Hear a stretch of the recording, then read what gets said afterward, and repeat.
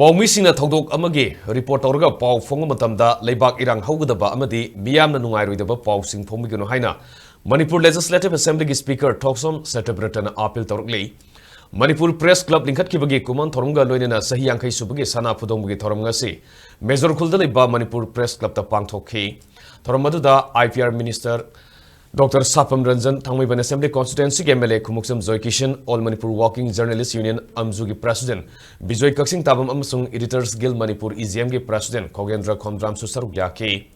Tharumgi Manungsana Manipur Press Club Campus da Laiba Journalist Memorial Pillar da Laikatuna, Laikidraba Journalist Singi Mafam da Ikai Kundabasu Utki Amadi, Journalist Award Singsu Yantoke.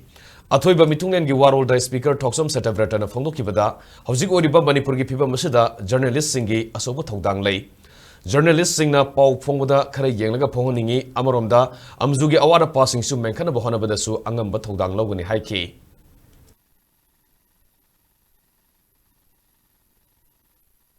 Manipur Press Club na tawhiba abo thaba thengna ki bawa kaya amadu madung samaj kari kari ton ge habla chimosi Fajana people in Ethiopia, Mayam the Khan views of Tota, Nanoji.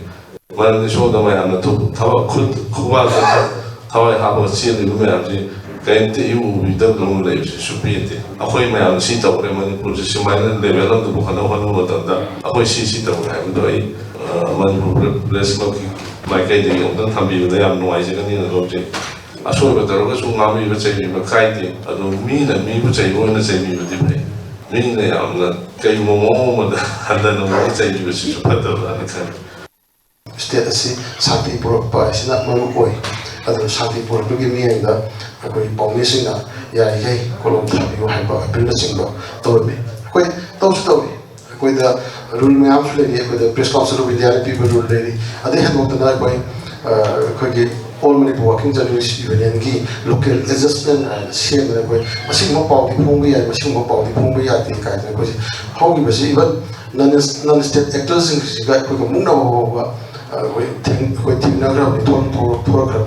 Ganging at the Banganga, but sending in at the position in any kind of belief, other person. When in the city, Sanabunga, Sahina, Questada, Sahi, Kumonjo, Questada, Manipur Press Club, I see. She will be talked to you, Henry Hannibal, amongst Kini, Henry, and Along Patak, Porta, Henry Kini, and Habisi, and Tamzeki.